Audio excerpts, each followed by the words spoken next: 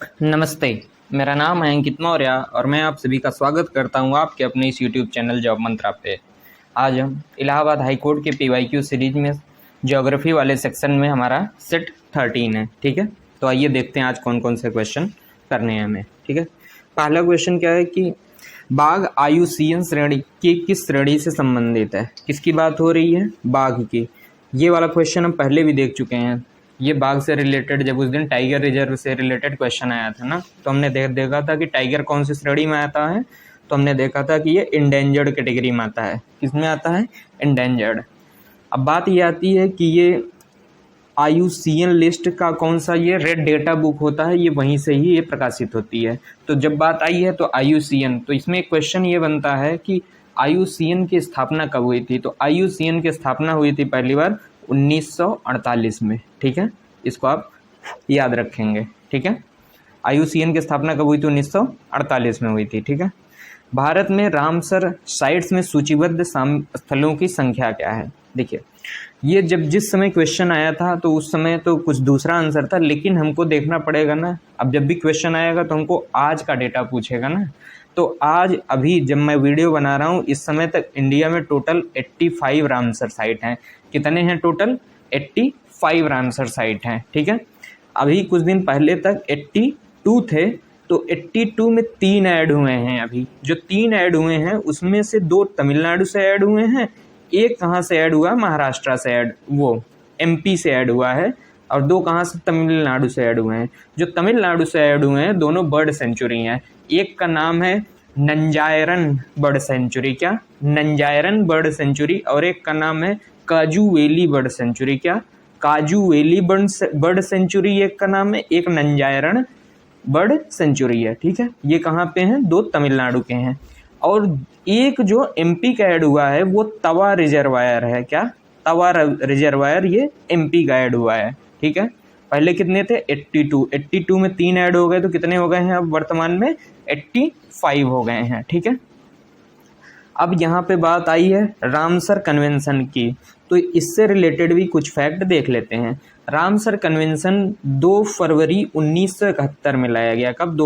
2 फरवरी 1971 में। ठीक है, इसी के ही आधार पर 2 फरवरी को वैश्विक आर्द्र भूमि दिवस मनाया जाता है, यानी वेटलैंड कंजर्वेशन डे मनाया जाता है। कब? 2 फरवरी को, क्योंकि इसी दिन रामसर अभी समय पर हस्ताक्षर हुए थे। ठीक है, और ये हुआ कहाँ था?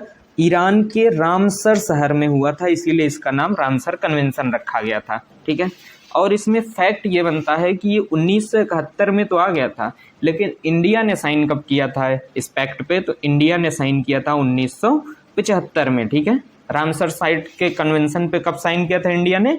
1975 में साइन किया था। ठीक है, और वर्तमान में कुल कितने रामसर साइट है इंडिया में? 85 है। ठीक है, इसे आप याद रखेंगे। तीसरा क्वेश्चन क्या है कि वर्ल्ड बायोडाइवर्सिटी डे कब मनाया जाता है? तो वर्ल्ड बायोडाइवर्सिटी डे कब मनाया जाता है? तो ये मनाया जाता है 22 मई को। किस दिन को मनाया जाता है? 22 मई को मनाया जाता है। ठीक है, अब ये जो 22 वाली डेट है इससे कुछ इंपॉर्टेंट डे और बनते हैं। ठीक है, आप इन दोनों को याद रखेंगे। 22 तारीख से ही बनता है, 22 मार्च को देखना है, 22 अप्रैल को देखना है आपको, और 22 मई को देखना है। ठीक है, जब आप 22 मार्च को देखेंगे तो 22 मार्च को वर्ल्ड वाटर डे मनाया जाता है। क्या? जल दिवस मनाया जाता है। जब 22 अप्रैल की बात आएगी तो इस दिन अर्थ डे मनाया जाता है। क्या? अर्थ डे, यानी पृथ्वी दिवस मनाया जाता है। और जब आप 22 मई को देखेंगे तो यहाँ पे जैव विविधता दिवस मनाया जाता है। ठीक है, तो इसको आप ऐसे ही सीक्वेंस से एक साथ याद रखेंगे तो लंबे समय तक ही आपको याद रहेगा कि 22 मार्च, 22 अप्रैल, 22 मई। 22 मार्च को क्या है? विश्व जल दिवस, और 22 अप्रैल को क्या है? विश्व पृथ्वी दिवस, और 22 मई को क्या मनाया जाता है? विश्व जैव विविधता दिवस। ठीक है, ये तीनों फैक्ट आप याद रखेंगे और इसी सीक्वेंस में याद रखेंगे तो ज़्यादा दिनों तक याद रहेगा। ठीक है, वरना बार बार आप इसे रिवाइज करते रहेंगे और भूलता रहेगा। ठीक है, अगला क्वेश्चन देखते हैं। निम्न में से कौन सा जीव सर्वाधिक अवधि तक बिना जल ग्रहण किए जीवित रह सकता है? तो इसमें जो दुनिया में सबसे ज़्यादा दिनों तक बिना जल ग्रहण किए रह सकता है वो है कंगारू चूहा।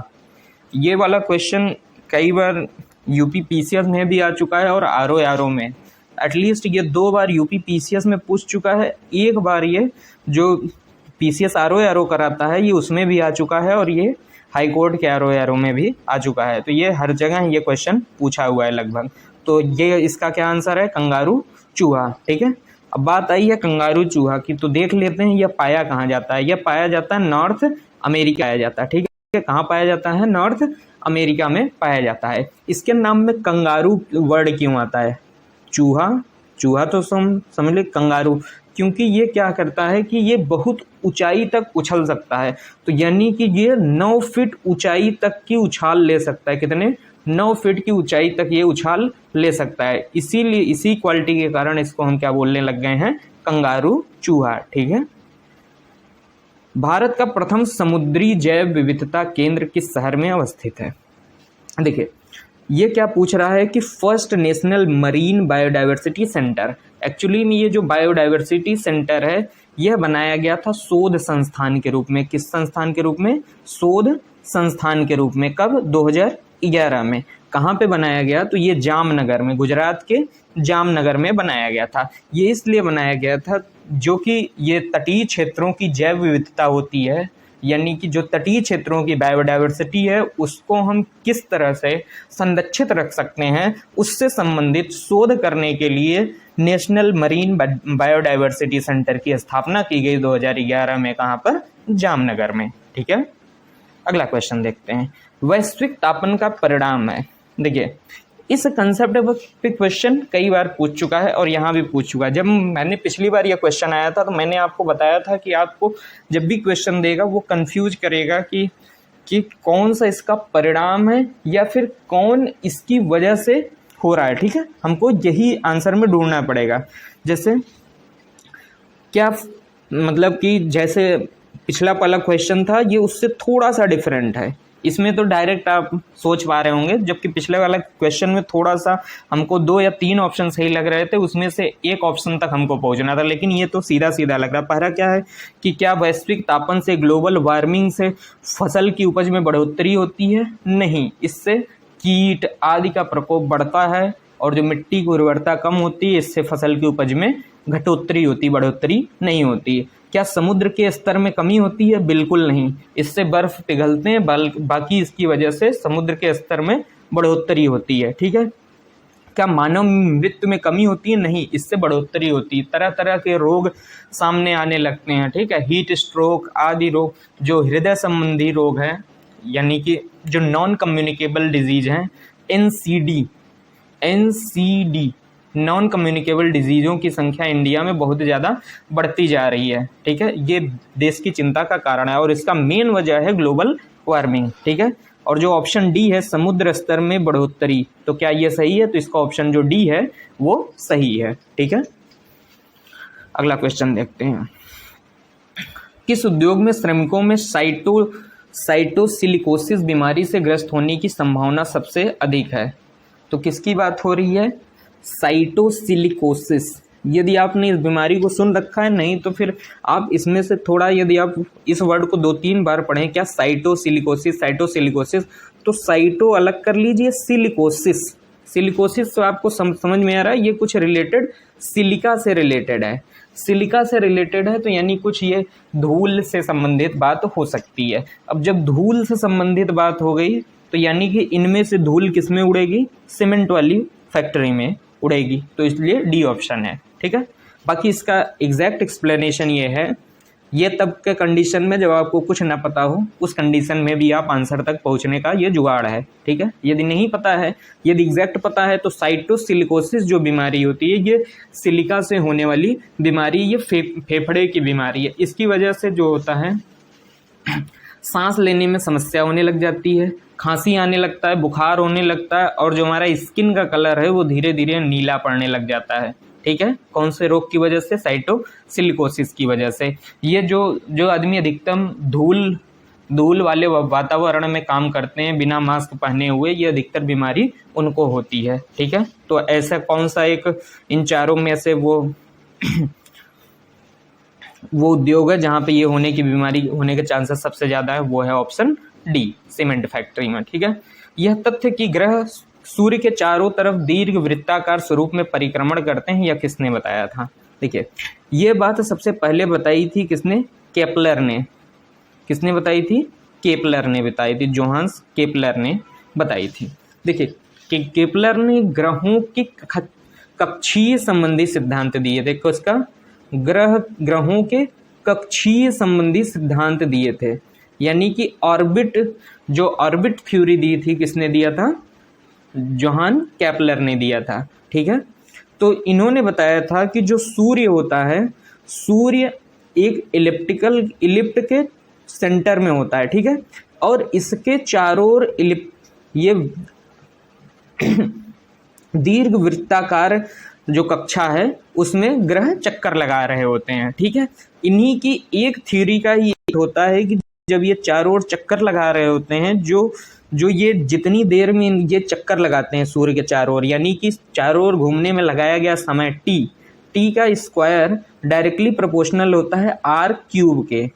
T square is directly proportional to किसके होता है? R cube. आर क्या है कि वो रेडियस जिसके थ्रू वो चक्कर लगा रहे हैं। ठीक है, और ये हमेशा बताते हैं कि इनका कक्षीय वेग जो होता है वो बराबर रहता है हमेशा, कहीं पे भी होंगे इनका जो ये कक्षीय वेग का वो होता है वो हर जगह बराबर होता है। यानी कि जब ग्रह सूर्य के पास में होंगे तो उनकी वेलोसिटी ज़्यादा होगी, जब वो सूर्य से दूर जब ये सूर्य के पास में होंगे तो उसकी वेलोसिटी ज़्यादा होगी, जब ये सूर्य से दूर होंगे तो इनकी वेलोसिटी कम होगी। ठीक है, तो यही क्या है? ये केपलर द्वारा दिए गए कक्षीय सिद्धांत हैं। ठीक है, आप इसे याद रखेंगे। शनि ग्रह के सबसे बड़े चंद्रमा का नाम क्या है? बात किसकी हो रही है? शनि के ग्रह के सबसे बड़े जो चंद्रमा का नाम है वो है टाइटन। जो आप घड़ी पहनते हैं ना, टाइटन की घड़ी, इस ब्रांड का नाम वहीं से लिया गया है कि ये टाइटन जो है वहीं से लिया गया है। ठीक है, ये किसका सबसे बड़ा चंद्रमा है? यानी यो टाइटन किसका है? शनि ग्रह का सबसे बड़ा चंद्रमा है। ठीक है, इसे आप याद रखेंगे। ठीक है, यूरेनियम का सबसे बड़ा उत्पादक कौन का है? दुनिया में जो यूरेनियम का सबसे बड़ा उत्पादक है, पहले नंबर पर कजाकिस्तान है। ठीक है, दूसरे नंबर पे कनाडा है। ठीक है, तीसरे नंबर पर नामीबिया है, चौथे नंबर पर ऑस्ट्रेलिया है। तो आप ये जो चारों सीक्वेंस है स्टार्टिंग के याद रखेंगे। पहले नंबर पर कजाकिस्तान, दूसरे नंबर पर नामीबिया, तीसरे पे कनाडा, पहले पे कजाकिस्तान, दूसरे पे कनाडा, तीसरे पे नामीबिया, चौथे पे ऑस्ट्रेलिया। ठीक है, तो इसका आंसर क्या सही हुआ? सबसे बड़ा उत्पादक कौन हो गया? कजाकिस्तान हो गया। ठीक है, अगला क्वेश्चन देखते हैं। कब संपूर्ण पृथ्वी पर दिन और रात समान होते हैं? दिन और रात उस दिन समान होंगे जब पृथ्वी पर पड़ने वाली सूर्य की किरणें जो होंगी वो कहाँ पे पड़ रही होंगी? ये इक्वेटोरियल लाइन पे एकदम लंबवत पड़ रही होंगी, यानी कि ये जो विषुव वाली लाइन है इस पे एकदम सीधी पड़ रही होंगी। तो ये जो सीधी पड़ती हैं, कौन से दिन पड़ती हैं? साल भर में 2 दिन। किस दिन? एक दिन 21 मार्च को, ठीक है, और 23 सितंबर को इस पे एकदम सीधी लाइन पड़ती है, सूर्य की सीधे किरणें इस पे गिर रही होती हैं, और उस दिन को बोला जाता है विषुव का दिन, यानी इक्विनॉक्स, यानी इसको क्या बोलते हैं? विषुव का दिन, यानी कि डे ऑफ इक्विनॉक्स बोला जाता है। तो इसका क्या ऑप्शन सही हो गया? ऑप्शन सी सही हो गया। ठीक है, अगला क्वेश्चन देखते हैं। निम्न में से कौन एक कोयला का प्रकार नहीं है? कोयला के कितने प्रकार हमने पढ़े हैं? एंथ्रासाइट पढ़ा है, बिटुमिनस पढ़ा है, लिग्नाइट पढ़ा है, और चौथे टाइप के कोयला का प्रकार होता है पीट। ठीक है, जबकि ये जो सिडेराइट होता है, सिडेराइट ये ओर है आयरन का, इसका फॉर्मूला होता है FeCO3। क्या होता है ये? FeCO3 होता है। सिडेराइट किसका ये ओर है? ये लोहा का ओर है। ठीक है, इसका क्या ऑप्शन सही हो गया? ऑप्शन डी सही हो गया। ठीक है, इसमें एक क्वेश्चन बनता है कि इनमें कौन सबसे बेस्ट कोयला होता है? ठीक है, एंथ्रासाइट, बिटुमिनस, लिग्नाइट और पीट में कौन सा बेस्ट कोयला होता है? तो जो देखिए, इसका एंथ्रासाइट का नाम ए से शुरू हो रहा है, इसका बी से, फिर एल से, इसका पीट है तो यानी पी से शुरू हो रहा है। ठीक है, तो जो यानी कि वर्णमाला में ए सबसे पहले आएगा, फिर उसके बाद बी आएगा, फिर उसके बाद JKL MNO पी, वर्णमाला में इनका स्थान ऐसे ही आएगा, ठीक है। तो जो एंथ्रासाइट होगा सबसे बेस्ट कोयला ये होगा, उसके बाद बिटुमिनस कोयला होगा, फिर क्या होगा, लिग्नाइट कोयला होगा, फिर पीट कोयला होगा, ठीक है। जब भी आपको कन्फ्यूजन होगा तो ये आप याद रखिएगा कि इनका जो इनके वर्ड का पहला ये अक्षर आ रहा है, ये वर्णमाला में इनका सीक्वेंस क्या है, उसी के स्थान पे, उसी के आधार पर इनकी जो इफिशियंसी है वो भी निर्धारित हो जाती है, ठीक है। ये एक टेक्निक है इनको याद रखने की, ठीक है। अगला क्वेश्चन है कि गॉड पार्टिकल क्या होता है। गॉड पार्टिकल होता है, ये हिग्स बोसोन को ही हम लोग क्या बोलते हैं, गॉड पार्टिकल बोलते हैं, ठीक है। जब बिग बैंग थ्योरी आई, ठीक है, बिग बैंग थ्योरी के थ्रू ही एक्सप्लेन किया गया कि जब 13.7 खरब वर्ष पहले जब पृथ्वी का निर्माण का पहली बार आरंभ जब हुआ, तो वो उसका एक्सप्लेनेशन किसके थ्रू किया गया, बिग बैंग थ्योरी के थ्रू। उसी के थ्रू बताया गया कि जो हिग्स बोसॉन जो गॉड पार्टिकल था, उसी के थ्रू पृथ्वी का निर्माण शुरू हुआ, ठीक है। तो इसका क्या ऑप्शन सही था, ऑप्शन बी सही था, ठीक है। अगला क्वेश्चन क्या है कि निम्न में से कौन सी एक संकल्पना ब्रह्मांड की उत्पत्ति की व्याख्या करता है। अभी पिछले क्वेश्चन में मैंने बताया कि जो दुनिया में अब तक का जो सबसे बेस्ट थ्योरी आई है, जो पृथ्वी की उत्पत्ति या इस ब्रह्मांड के उत्पत्ति की व्याख्या कर सकता है, वो अब तक के जो सटीक एक्सप्लेनेशन देता है वो है ऑप्शन सी, यानी बिग बैंग थ्योरी, ठीक है। अब इसमें कुछ क्वेश्चन और बनते हैं, वो ये बनता है कि बिग बैंग थ्योरी पहली बार किसने दिया था, इस सिद्धांत का प्रतिपादन किसने किया था। तो जॉर्ज लेमेंतियर, क्या जॉर्ज लेमेंतियर थे, इन्होंने इसका प्रतिपादन किया था, ठीक है। कुछ एग्जाम्स में पूछा हुआ है कि ये कहाँ के साइंटिस्ट थे, तो ये बेल्जियम के थे, ठीक है। कहाँ के थे, बेल्जियम के, ठीक है। जब लेमेंतियर ने इसका प्रतिपादन कर दिया, लेकिन इसका ढंग से एक्सप्लेनेशन किसने किया था, रॉबर्ट वेगनर ने किया था। किसने किया था, रॉबर्ट वेगनर ने इस सिद्धांत की सबसे सटीक व्याख्या की थी, और सबसे अच्छे से एक्सप्लेनेशन किसने किया था, रॉबर्ट वेगनर ने दिया था, जबकि बताया किसने था, जॉर्ज लेमेंतियर ने, ठीक है। आप इन दो इंसानों का नाम अच्छे से याद रखेंगे, ठीक है। अब बात यह आती है कि हम समझ लेते हैं बिग बैंग थ्योरी में हुआ क्या था। बिग बैंग थ्योरी ये कहता है कि जब पृथ्वी का निर्माण हुआ, तो जो इस ब्रह्मांड को बनने की आवश्यक जो दशाएं थी या फिर जो मूल कण था, वो एक बहुत ही टाइनी जगह पर ऐसे कंसंट्रेटेड था। ये ऐसी जगह पे कंसंट्रेटेड था जिसका जो मास था बहुत ज़्यादा था, ठीक है, और जो वॉल्यूम था वो बहुत कम था। बहुत छोटा सा है तो यानी वॉल्यूम तो कम है ही, जबकि इसका मास बहुत ज़्यादा था। m/v किसका फार्मूला होता है, रो का। जब मास बहुत ज़्यादा है, वॉल्यूम बहुत छोटा है, यानी कि लगभग जीरो के बराबर, तो किसी भी चीज़ में जीरो से डिवाइड करोगे तो क्या इनफाइनाइट आंसर आएगा, है ना। तो यानी कि ऐसी जगह थी जिसका रो यानी डेंसिटी क्या था, इनफाइनाइट था, ठीक है। अत्यधिक संकेंद्रण के कारण इस जो ये पिंड था, पिंड में एक विस्फोट हुआ।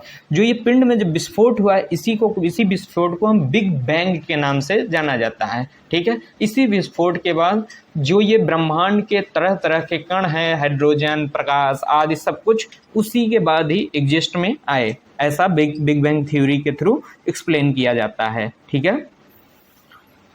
अभ्रक का सबसे बड़ा आरक्षित क्षेत्र किस देश के पास है, ठीक है।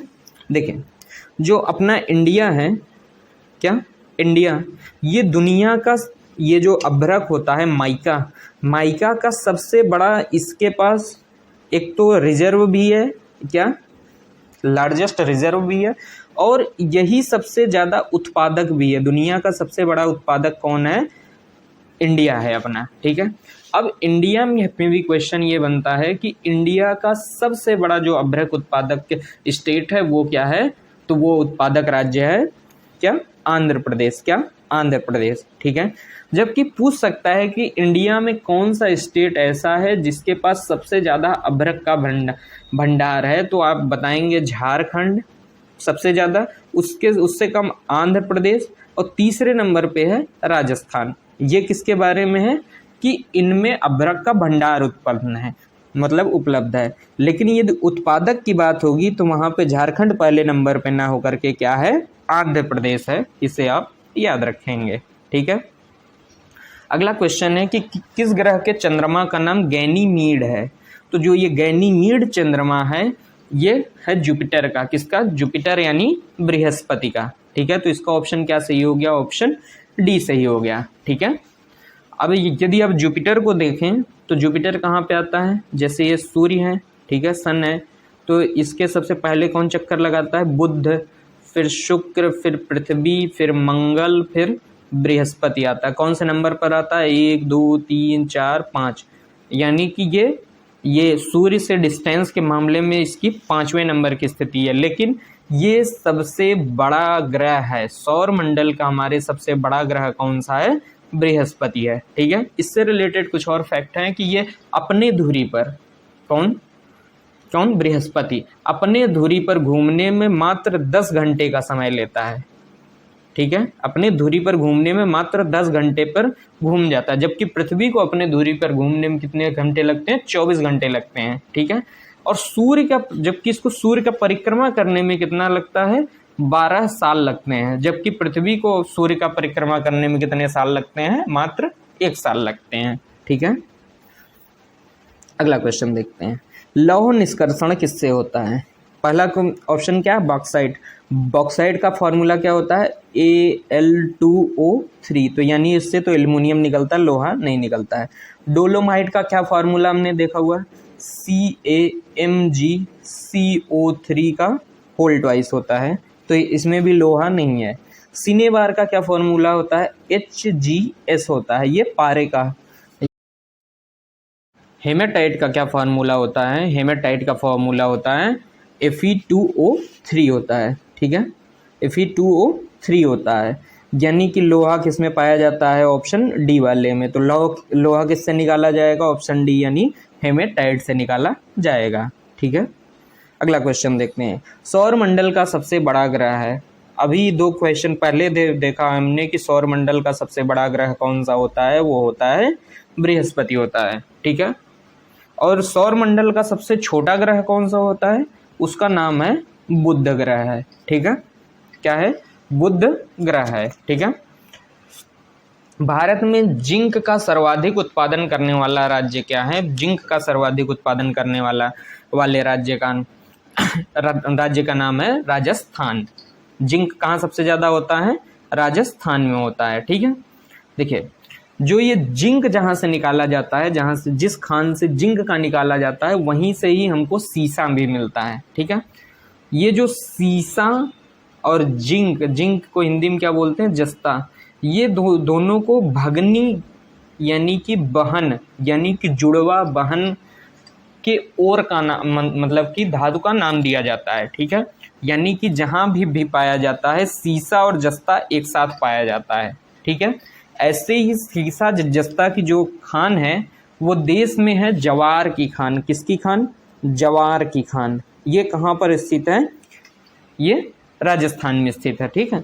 ऐसे ही दुनिया की एक बहुत फेमस खान है जहाँ से सीसा और जस्ता एक साथ निकलता है, वो है सुलीवान की खान। किसकी? सुलीवान की खान। ये कहाँ पर है? कनाडा में। ठीक है। कनाडा में। आपको मैप में एग्जैक्ट लोकेट करना है तो आप जब जाएंगे कनाडा के ब्रिटिश कोलंबिया वाले रीजन में, तो वहाँ पे आपको देखने को मिलेगी कौन सी खान? सुलीवान खान। तो यहाँ पे क्या मिलता है? सीसा और जस्ता एक साथ मिलता है। ठीक है। अगला क्वेश्चन देखते हैं। निम्न में से सर्वाधिक बड़ा तारामंडल किससे संबंधित है? जो तारामंडल को क्या बोलते हैं? हम कॉन्स्टिलेशन बोलते हैं। क्या बोलते हैं? कॉन्स्टिलेशन। ठीक है। तारामंडल का मतलब होता है तारा का समूह। किसका? जो ये स्टार हैं उनके समूह को ही हम क्या बोलते हैं? तारामंडल बोलते हैं। ठीक है। और जो अब तक ज्ञात है उसमें सबसे जो बड़ा तारामंडल है उसका नाम है हाइड्रा। क्या नाम है? हाइड्रा। ठीक है। आज के सेशन में बस इतना ही। ठीक है। आई होप आपको सारे क्वेश्चन के एक्सप्लेनेशन समझ में आए होंगे। ठीक है। आपका एक्सपीरियंस कैसा रहा? आपको कितना समझ में आया? आपसे कितने क्वेश्चन हुए? ठीक है। आप इसके बारे में कमेंट सेक्शन में आप अपनी राय ज़रूर दीजिएगा। ठीक है। आपको जहाँ पे इम्प्रूवमेंट की ज़रूरत लगती हो आप उसे भी कमेंट सेक्शन में ज़रूर बताएंगे। ठीक है। Thank you. चलते हैं।